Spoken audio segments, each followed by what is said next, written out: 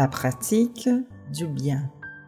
Message du chapitre 60 du livre Chemin, Vérité et Vie, dicté par l'Esprit Emmanuel et psychographié par les médiums Francisco Cândido Xavier.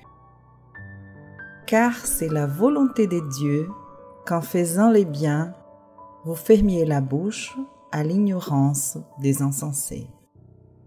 Première épître de Pierre, chapitre 2, verset 15.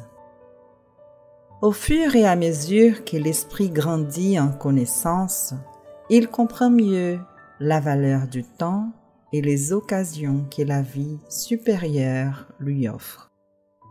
Il reconnaît alors finalement l'imprudence qu'il y a à dépenser des précieuses ressources en discussions stériles et inconséquentes.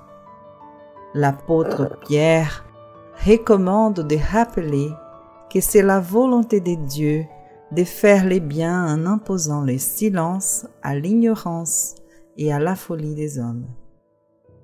Un conflit peut durer plusieurs années avec de graves conséquences pour les forces en opposition.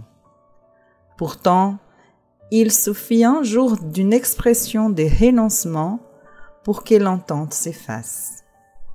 Au service divin, évite de t'éclairer, sauf quand la clarification et l'énergie sont l'expression de la charité.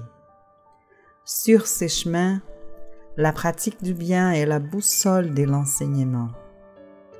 Avant toute dispute, il convient de donner quelque chose de soi. Cela est utile et opportun. Les biens les plus humbles est une graine sacrée. Convoqué à débattre, Jésus s'est immolé. Pour s'être lui-même transformé en lumière divine, il nous a élevés des ténèbres de l'ignorance humaine. Il n'a pas parlementé avec nous. Au contraire, il nous a convertis. Il n'a pas demandé notre compréhension. Il a compris notre folie. Il a détecté notre cécité. Il nous a soutenus encore plus.